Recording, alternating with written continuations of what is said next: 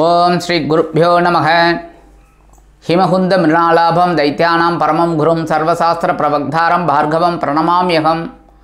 Mars media நேயர்கள் எல்லாருக்கும் ஜோதிட குருஜியின் இனிய வணக்கங்கள், வாழ்த்துக்கள், ஆசீர்வாதங்கள். இந்த பதிவில் நம்ம என்ன பார்க்க போகிறோம் அப்படின்னா, சுக்கிர பகவானின் அற்புதமான ஒரு பயிற்சி. சுக்கிர பகவான் அப்படின்னாலே சந்தோஷம்தான்.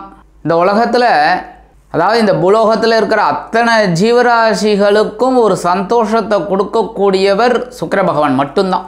மற்ற கிரகங்கள்லாம் ஒவ்வொரு விஷயத்தில் ஒவ்வொன்று கொடுக்கும். இப்போ புதன் வந்து அறிவை கொடுப்பார், ஆனால் சந்தோஷம் அப்படிங்கும்போது பார்த்தீங்கன்னா சுக்கிர பகவான் மட்டும்தான். ஏன்னா அசுரகுருன்னு நம்ம சொல்கிறோம், ஆனால் இந்த அசுரகுரு அத்தனை ஜீவராசிகளுக்கும் ஒரு இன்பத்தை, சந்தோஷத்தை, ஒரு திருப்தியை கொடுக்கக்கூடியவர் அவர் தான். எல்லா விஷயத்துலையும், ஆன்மீகத்தில் இருந்தாலும் சரி, ஆன்மீகத்தில் திருப்தி வேணும். திருப்தி இல்லைன்னா ஒன்றுமே கிடையாது. அந்த வகையில் இந்த சுக்கிர பகவான் இப்போது கன்னிராசியில் நீச்சம் அடைஞ்சு சஞ்சாரம் பண்ணின்னு இருக்கார். கன்னிராசியில் ஏன் நீச்சம் அப்படின்னா, ஏற்கனவே நான் சொல்லியிருக்கேன், கன்னிராசியில் புத பகவான் உச்சம், ஆட்சி, மூலத்திரிகோணம்.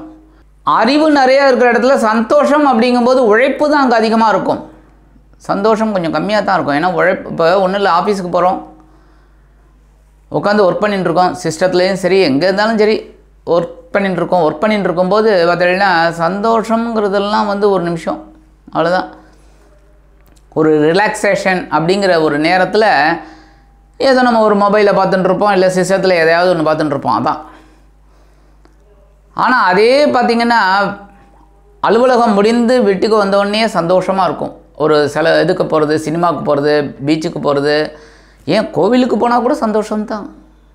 ஆக இந்த சந்தோஷங்கும்போது சுக்கிர பகவான் தான் கொடுப்பார். ஆக அந்த இடத்துல அறிவு அதிகமாகிறதுனால சுக்கிர பகவானோட இது கம்மியாகிடுறது நீச்சம். இந்த துலாம் ராசிக்கு வரும்போது அவர் ஆட்சி அமைச்சிடுறார். ஏன்னா உச்சம்ங்கிறது வந்து பார்த்திங்கன்னா மீனத்தில் இந்த சுக்கிர பகவான். ஏன்னா எப்போவுமே கன்னியில் நீச்சம் அப்படின்னாலே மீனத்தில் உச்சம். எல்லா கிரகங்களுக்கும் அப்படி தான். எந்தெந்த இடத்துல நீச்சம் ஆறாரோ அதுக்கு ஆப்போசிட்டில் அப்படியே 7ஆம் இடத்துல உச்சம் அடைவாங்க. அந்த வகையில் இந்த சுக்கிர பகவான் 19/9/2024 முதல் 14/10/2024 வரைக்கும் 26 நாட்கள் சுக்கிர பகவான் துலாம் ராசியில் ஆட்சி அமைச்சு அற்புதமான ஒரு சஞ்சாரத்தை கொடுக்க போகிறார். ஏன்னா இப்போ ஒருத்தர் ஒன்றும் இல்லை, வாடகை வீட்டில் இருந்து நம்ம கொடுத்தனம் பண்ணுறது எப்படி, சொந்த வீட்டில் இருந்து கொடுத்தனம் பண்ணுறது எப்படி. சொந்த வீடு அப்படிங்கும்போதே ஆக்சுவலாக பார்த்தா எல்லாருமே பூலோகத்துக்கு குத்தகைக்கு தான் வந்திருக்கோம். எவ்வளோ வருஷம் குத்தகைன்னு நமக்கே தெரியாது. கரெக்டாக எவ்வளோ வருஷம் குத்தகைக்கு வந்திருக்கோன்னு யாருக்குமே தெரியாது. ஆனால் அதே இந்த இடத்துல இருக்கும்போது வீடு, ஒரு சொந்த வீடு அப்படிங்கும்போது நமக்கு ஒரு சந்தோஷம் இருக்கும். அந்த வகையில் இந்த சுக்கிர பகவான் துலாம் ராசியில் வந்து சூப்பராக ஆட்சி அமைச்சு அற்புதமான ஒரு பலாபலங்களை கொடுக்க போகிறார். 19/9/2024 முதல் 23/9/2024 வரைக்கும் செவ்வாயின் சித்திரை நட்சத்திரத்தில் அவர் சஞ்சாரம் பண்ண போகிறார். அடுத்தபடியாக 24/9/2024 முதல் 5/10/2024 வரைக்கும் ராகுவின் சுவாதி நட்சத்திரத்தில் சஞ்சாரம் பண்ண போகிறார். 6/10/2024 முதல் 14/10/2024 வரைக்கும் குரு பகவானின் விசாகம் நட்சத்திரத்தில் சஞ்சாரம் பண்ண போகிறார். இதுதான் அவரோட ட்ராவல் பாயிண்ட். ஏன்னா எப்போவுமே உங்களுக்கு தெரியும் 9 பாதங்கள், 3 நட்சத்திரங்கள் எப்போவுமே ஒரு ராசியில் இருக்கும். இந்த துலாம் ராசி அப்படிங்கும்போது பார்த்தீங்கன்னா சித்திரை 3, 4, அப்புறம் சுவாதி 4 பாதங்கள், அடுத்து விசாகம் 1, 2, 3 ஆகிய பாதங்கள் அடங்கியது துலாம் ராசி. ஆக 9 பாதத்தில் அவர் ட்ராவல் பண்ண போகிறார். செவ்வாயோட நட்சத்திரத்தில், ராகுவோட நட்சத்திர சாரம், அடுத்தது குருவோட நட்சத்திர சாரம். அந்த வகையில் 26 நாட்கள் துலாம் ராசியில் ஆட்சி அமைக்கும் சுக்கிர பகவான் ஒவ்வொரு ராசிக்கும் என்னென்ன பலாபலன்களை கொடுக்க போகிறார் அப்படிங்கிறத பற்றி பார்ப்போம். அதுக்கு முன்னாடி நம்ம சேனலை சப்ஸ்கிரைப் பண்ணி பார்த்துக்கிட்டு இருக்கிற அனைத்து இனிய நெஞ்சங்களுக்கும் எங்களது நன்றிகள், வாழ்த்துக்கள். அதே சமயம் இந்த பதிவு, ஒவ்வொரு பதிவும் நாங்கள் உங்களுக்கு போட்டிருக்கோம். இப்போ இனிமேல் ஸ்பெஷல் பதிவெல்லாம் நிறைய வரும் உங்களுக்கு. ஒவ்வொரு லக்னக்காரர்களுக்கும், ஒவ்வொரு ராசிக்காரர்களுக்கும், அதேமாரி வணங்க வேண்டிய தெய்வம், என்ன பண்ணினா ஒவ்வொரு ராசிக்கும் கடன் சுமை குறையும். ஏன்னா எல்லாருக்கும் கடன் இருக்குது. ஏன் இந்தியாவே கடனில் தான் இருக்குது, தமிழ்நாடு அதுக்கும் மேலே எல்லாம் கடனில் தான் இருக்குது. ஆக ஒவ்வொருத்தருக்கும் ஒவ்வொரு கடன் இருக்குது. அந்த கடன்கள் குறையிறதுக்கு ஒரு பதிவுகள்லாம் ஒவ்வொரு ராசிக்கும் நாங்கள் சொல்ல போகிறோம். அதெல்லாம் உங்களுக்கு பெரிய ப்ளஸ் பாயிண்ட்டாக இருக்கும். அடுத்து இப்போவே உங்களுக்கு இந்த துலாம் ராசிக்கும் ரிஷப ராசிக்கும் ஒரு ஸ்பெஷல் பதிவு ஒன்று ரெடி பண்ணிட்டு இருக்கோம். அது இப்போ உங்களுக்கு வந்துடும். அதை பாருங்க. அற்புதமான ஒரு முன்னேற்றம் உங்களுக்கு வருதா இல்லையா பாருங்கள். கண்டிப்பாக கமெண்ட்ஸில் சொல்லணும். இந்த ரிஷபராசிக்காரர்களும் துலாம் ராசிக்காரர்களும் நீங்கள் மற்ற ராசிக்காரர்கள் கேட்கலாம், எங்களுக்கெல்லாம் போட மாட்டிங்களான்னு. கண்டிப்பாக உண்டு எல்லாருக்கும். ஏன்னா இப்போ 12 ராசிக்காரர்களும் எங்களோட நேயர்கள் தான். அந்த அத்தனை நேயர்களும் நன்னா இருக்கணும் அப்படிங்கிற எண்ணங்கள் தான் எங்களுக்கு. நாங்கள் இதை பூஸ்டப் பண்ணி சொல்லலை. நீங்கள் எல்லாருமே நன்னா இருக்கணும், பிரச்சனைகள்லேருந்து வெளியில் வரணும், சந்தோஷமாக இருக்கணும். ஆக அதெல்லாம் நீங்கள் பார்க்கணும். பார்த்து எங்களுக்கு கமெண்ட்ஸில் சொல்லணும். உங்களோட வாழ்த்துக்களை எங்களுக்கு சொல்லணும் கண்டிப்பாக. ஏன்னா அதெல்லாம் உங்களுக்கு ஒரு பெரிய உத்வேகத்தை கொடுக்கும். நிறைய விஷயங்களும் உங்களுக்கு சொல்லுவோம். ஆக இந்த பதிவை நீங்கள் ஸ்கிப் பண்ணாமல் ஃபுல்லாக பாருங்கள். உங்களுக்கு கண்டிப்பாக ஒரு உபயோககரமாக இருக்கும். அடுத்தபடியாக இந்த சுக்கிர பகவான் துலாம் ராசியில் ஆட்சி அமைத்து ஒவ்வொரு ராசிக்கும் என்னென்ன பலாபலன்களை கொடுக்க போகிறாருங்கிறத நம்ம இப்போ பார்ப்போம். இந்த பதிவை ஆரம்பிக்கலாமா?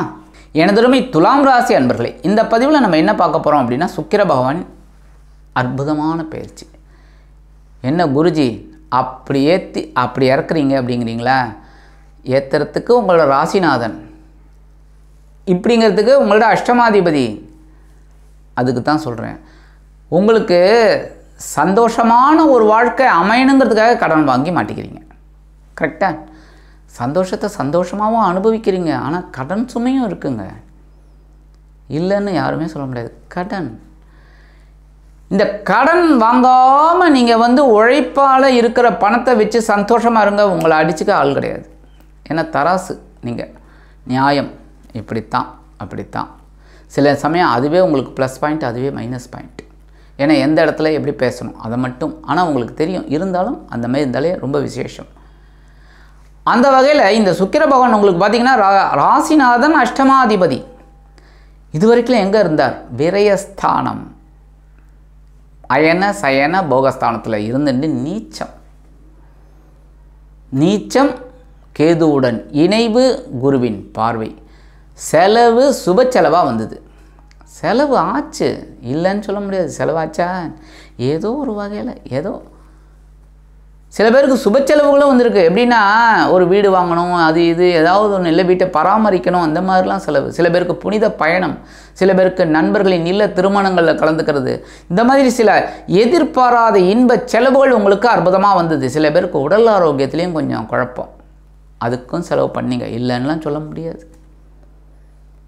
சில பேருக்கு வம்பு வழக்கம் வந்திருக்கு, அதெல்லாம் சமாளிச்சிங்க, இல்லைன்னு சொல்ல முடியாது. அந்த வகையில் இந்த ராசிநாதனும் அஷ்டமாதிபதியுமான சுக்கிர பகவான் விரய ராசியை விட்டு விலகி இப்பொழுது எங்கே வரப்போகிறார்? உங்கள் ஜென்ம ராசிக்கு, உங்கள் ராசிக்கு வரப்போகிறார். யார்? உங்கள் ஆள், உங்கள் ராசிநாதன். என்ஜாய், சந்தோஷமாக இருங்க. இந்த 26 நாள் உங்களுக்கு அதிரடியான ஒரு யோகமான ஒரு காலம். எவ்வளோ கஷ்டங்கள். குரு பகவான் அஷ்டம ராசியில் இருக்கார், கொஞ்சம் கஷ்டம் கொடுத்துட்டு இருக்கார், இல்லைன்னா சொல்ல முடியாது.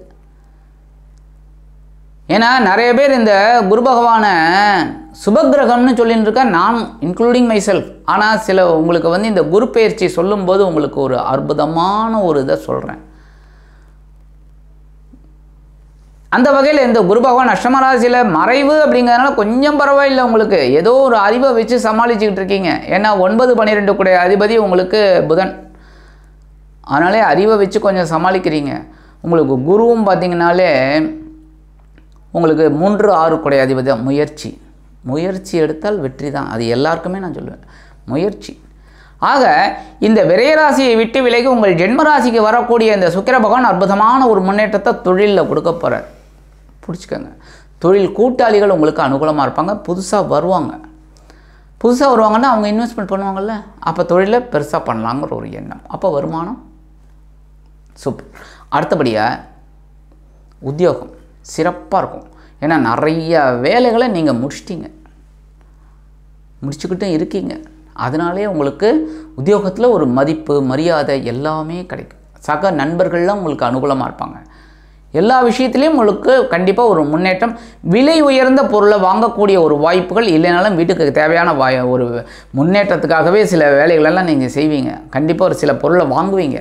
வாங்க வைப்பார், விடமாட்டார். ஏதாவது ஒன்று வாங்க வைப்பார், வாங்குவீங்க.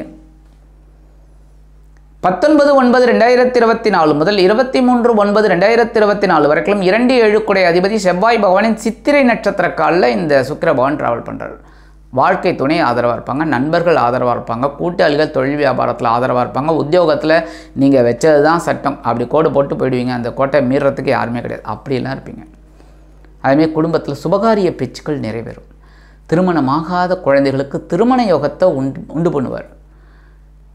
ஏன்னா அவரோட பார்வை பார்த்தீங்கன்னா களத்திர ஸ்தானத்தில் விழும். எப்போவுமே ஜென்மராசியில் இருந்தாலும் 7ஆம் இடத்துல விழும். 7ஆம் இடத்துல உங்களுக்கு அற்புதமான ஒரு முன்னேற்றம், நல்ல வாழ்க்கை துணை கண்டிப்பாக அமையும். அதுமாதிரி வாழ்க்கை துணை உங்களுக்கு ரொம்ப அனுகூலமாக இருப்பாங்க. தனவரவு இப்போ தாராளமாக வரத்துக்கு வாய்ப்புகள். 24/9/2024 முதல் 5/10/2024 வரைக்கும் ராகுவின் சுவாதி நட்சத்திர காலில் ட்ராவல் பண்ணுற நேரத்தில் பிரம்மாண்டமாக யோசிப்பீங்க. பிரம்மாண்டமான வெற்றி, அதிரடியான வெற்றி, ஆக்கப்பூர்வமான வெற்றி, உத்வேகமான வெற்றி, உற்சாகமான வெற்றி கண்டிப்பாக வரும். அதனால் என்ன பண்ணணும்? எடுக்கிற காரியங்களில் ஸ்ரத்தையாக இருங்க, கவனமாக இருங்க, பொறுப்பாக இருங்க. பொறுப்புனாலே சிறப்பு தான். கண்டிப்பாக ஒரு நல்ல ஒரு முன்னேற்றம் உங்களை தேடி வரும்.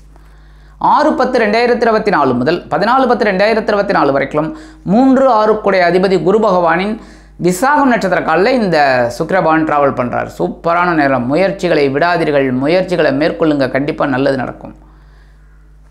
சொல்கிற மாதிரி செய்யுங்க. அதாவது என்னென்னா, ஒரு விதை போட்டால் ஒரு செடி முளைக்கும், ஒரு விதை போட்டால் 10 செடி முளைக்காது. 10 விதை போடுங்கள், 10 செடி முளைக்கும். சிம்பிள். அதனாலே முயற்சிகளை அப்படியே 1 2 3 அப்படின்னு ஏற்றிக்கிட்டே போங்க. முயற்சிகள் ஒவ்வொன்றா 1-2 முயற்சிகள் உங்களுக்கு பாதகத்தை கொடுத்தாலும் சாதகமான முயற்சிகள் உங்களுக்கு 7 விதத்தில் அமையும். அதைத்தான் நான் சொல்கிறேன். அதனால் முயற்சிகளை மேற்கொள்ளுங்க, கண்டிப்பாக வெற்றி. இந்த நேரத்தில் சில பேருக்கு கடன் சுமை உண்டாகலாம். ஜாலினாலே மணி பர்ஸு காலி, கரெக்டாக?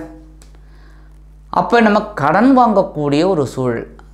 அடுத்தது என்ன வருது? தீபாவளி. தீபாவளினாலே செலவு தான். ஸோ இந்த தீபாவளி செலவுக்காகவே சில பேர் அட்வான்ஸ் வாங்குவீங்க. அட்வான்ஸ்னாலும் கடன் தானே. ஆஃபீஸில் வாங்கினா என்ன, கடன் தானே, அதையும் திருப்பி கொடுக்கணும்ல.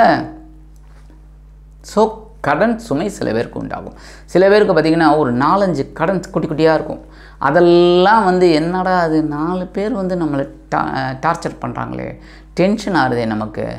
அதனால் பேசாமல் ஒரு இடத்துல ஒரு அமௌண்ட்டு வாங்கிடுவோம், வாங்கி இந்த 4 கடனை அடைச்சிட்டு ஒரே கடனாக இருக்கட்டும் அப்படின்னு வரும். அது அறிவு. பண்ணுங்க, கணக்கு போட்டு பண்ணுங்க. இப்போ 4 பேருக்கு 10,000 ரூபா கொடுக்கணும் மொத்தமாக அப்படின்னா இந்த 10,000 வாங்குங்க. இல்லை ஒரு 15 வாங்கி செலவு பண்ணுங்கள். அதுக்காக 50,000 வாங்காதீங்க. வாங்கினா மாட்டிக்கணும். அதனால் உங்களுக்கு என்ன தேவையோ அதை வாங்குங்க. வாங்கி அதை பைசல் பண்ணிவிட்டு இந்த கடனை கரெக்டாக மெயின்டைன் பண்ணுங்கள். அப்புறம் உழைங்க, முயற்சிகளை எடுங்க, வருமானம் வரும், கடனை அடைங்க.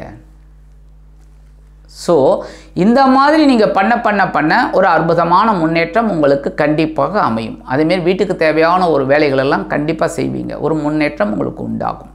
தொழில் வியாபாரத்தில் முயற்சிகள், தன்னம்பிக்கை அதெல்லாம் இருக்கும்.